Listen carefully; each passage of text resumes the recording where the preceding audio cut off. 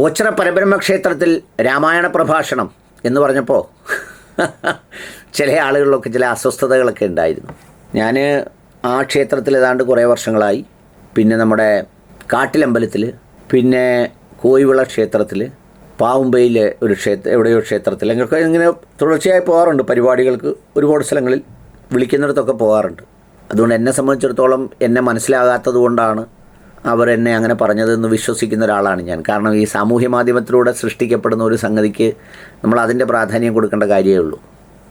ഞാനതാണ്ട് 8ാം ക്ലാസ്സിൽ പഠിക്കുമ്പോൾ മുതലാണ് ഈ ഓച്ചിറ അമ്പലത്തിൽ പോകുക. അതിന് മുമ്പ് 5-ലൊക്കെ പഠിക്കുമ്പോൾ എന്നെ കൊണ്ടുപോയിട്ടുണ്ട്. വീട്ടിലെ നമ്മുടെ വീട്ടിൽ പണിക്കാരൊക്കെ ആയിട്ടുള്ള വാസുദേവൻ അമ്മാവനും പിന്നെ കുഞ്ഞുള്ള അമ്മാവനും രാമേന്ദ്രനും ഗോപിയും ഒക്കെ കൊണ്ടുപോയിട്ടുണ്ട്. പക്ഷെ പിന്നെ 8ാം ക്ലാസ് മുതലാണ് പോകാൻ തുടങ്ങിയത്. പിന്നെ അത് കഴിഞ്ഞ് പീടികപ്പം വൃശ്ചികോത്സവം നമ്മൾ അവിടെ നിന്ന് നടത്തി കൊടുക്കുന്ന ഒരു സ്റ്റേജിലേക്ക്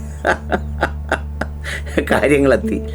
നമ്മൾ സ്കൂൾ അവധിയും കോളേജ് അവധിയൊക്കെ കഴിഞ്ഞാൽ പിന്നെ ഈ ഓച്ചിറ അമ്പലത്തിലെ വൃശ്ചികോത്സവമാണ് പ്രധാനപ്പെട്ട ഇതിന്. പിന്നെ അവിടുന്ന് ശേഷം ഞാൻ HIV/AIDS കൺട്രോൾ പ്രോജക്റ്റിലേക്കൊക്കെ പോയപ്പോൾ അതിൻ്റെ പ്രോജക്റ്റും എക്സിബിഷനും ഒക്കെ ആയിട്ട് അവിടെയായി. പിന്നെ KRDA ആയി, പിന്നെ റേഡിയോ ആയി. അങ്ങനെ തുടർന്നു പോകുന്ന ഒരു സംഗതിയാണ് അതിലുള്ളത്. ഇതൊക്കെ ഇപ്പോൾ പറഞ്ഞെന്തിനാന്ന് ചോദിച്ചാൽ, കഴിഞ്ഞ ദിവസം അവിടെ ഓച്ചിറയിൽ സച്ചിദാനന്ദ സ്വാമി എന്ന് പറയുന്ന നമ്മുടെ ശിവഗിരി മഠത്തിലെ സ്വാമി വന്നിരുന്നു. അപ്പോൾ ഒന്ന് കാണണമെന്ന് വിചാരിച്ചു. ഞാൻ പ്രിയപ്പെട്ട സഹോദരൻ കൂടിയായ MLA CR ചോദിച്ചപ്പം CR പോകാനിരിക്കുകയാണെന്ന് പറഞ്ഞു. അങ്ങനെ ഞങ്ങൾ ഒരുമിച്ച് അവിടെ പോയി.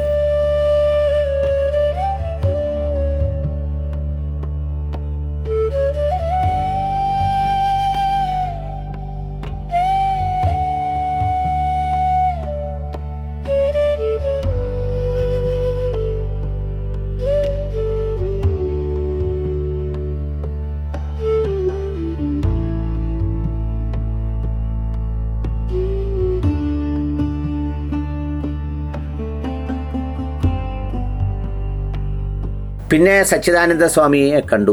50 വർഷമോ മറ്റോ ഈ സന്യാസ ദീക്ഷയിൽ ശിവഗിരി ആശ്രമത്തിൽ ജീവിച്ച അതിൻ്റെ ഒരു പശ്ചാത്തലത്തിൽ എന്തോ അദ്ദേഹത്തിൻ്റെ ഒരു ആദരവൊക്കെ നടക്കുന്ന സന്ദർഭമായിരുന്നു. അദ്ദേഹത്തിൻ്റെ രാമായണ പ്രഭാഷണം ഉണ്ടായിരുന്നു അവിടെ. അത് കേട്ടു. കുറച്ച് സമയം അവിടെ ചെലവഴിച്ചു.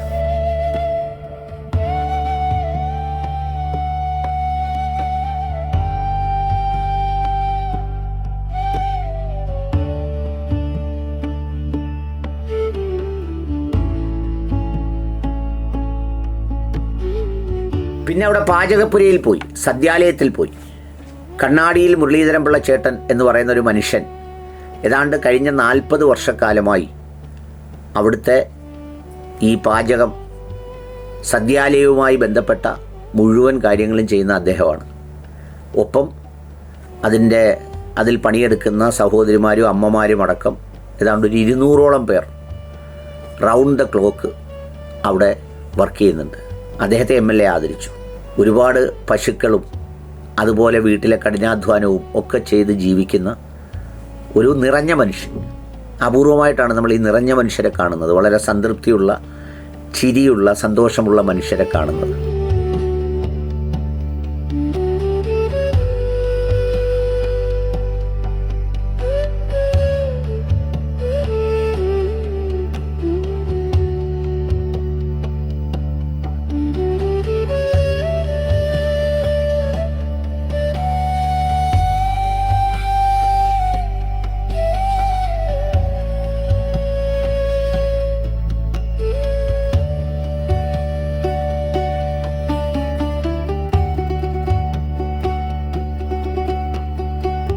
പിന്നീടാണ് ഈ അന്നദാനപുരയിൽ വന്നത്.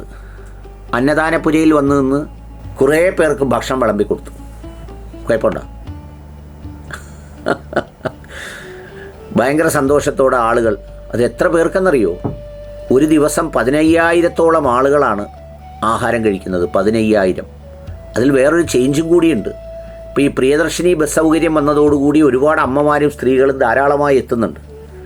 നമ്മളൊക്കെ വിചാരിക്കും ക്ഷേത്രത്തിൽ പോകുന്നതിന് അങ്ങനെ ബുദ്ധിമുട്ടുള്ളവരുണ്ടോ ഈ സമൂഹത്തിൽ നിന്നുണ്ട്. ഒത്തിരി പേരുണ്ട്. പ്രിയദർശിനി നമ്മൾ കാണാത്തത്രയും സ്ത്രീകളുടെ ചലനാത്മകതയെ വളരെ ഗുണപരമായി ബാധിക്കുന്നുണ്ട് എന്നതാണ് എൻ്റെ ഒരു വിശ്വാസം. അതിൻ്റെ ഒരു ഇമ്പാക്റ്റും ഉണ്ട്. അവർ ഈ സേവ് ചെയ്യുന്ന കാശ് ചെറിയ കച്ചവടങ്ങളിൽ കടക്കാരെ നിന്ന് സാധനം വാങ്ങാനോ അല്ലെങ്കിൽ വീട്ടുപകരണങ്ങൾ വാങ്ങാനോ അങ്ങനെ ഒരുപാട് മനുഷ്യരുണ്ട് ഈ ഓച്ചിറ അമ്പലത്തിൻ്റെ പരിസരത്ത്. ഒത്തിരി മനുഷ്യർ. അവരുടെയൊക്കെ ഓരോരുത്തരുടെയും ജീവിതം ഒരു മഹാകാവ്യമാണ്. ഓരോരുത്തരുടെയും ജീവിതം അത് വല്ലാണ്ട് അതിൽ വായിച്ചെടുക്കുന്ന, അതിൽ ഇൻവോൾവ് ചെയ്യുന്ന ഒരാളാണ് CR മഹേഷ്. എല്ലാ ദിവസവും 1 മണിക്കൂറെങ്കിലും അവിടെ ചിലവഴിക്കാറുണ്ട് അത്രേ.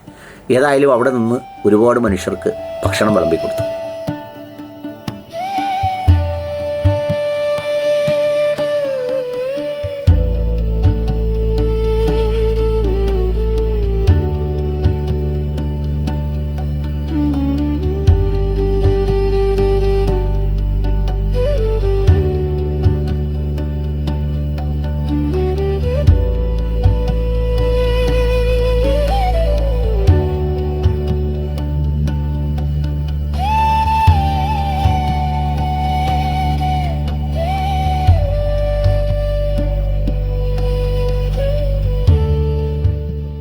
പിന്നീട് തിരിച്ചിറങ്ങി കുറേ സമയം കൂടി അവിടെ ചിലവഴിച്ചിട്ടാണ് മടങ്ങിയത്. ഏതാണ്ടൊരു 11 മണി മുതൽ 2:30 മണി വരെ ആ ക്ഷേത്ര പരിസരത്തുണ്ടായിരുന്നു.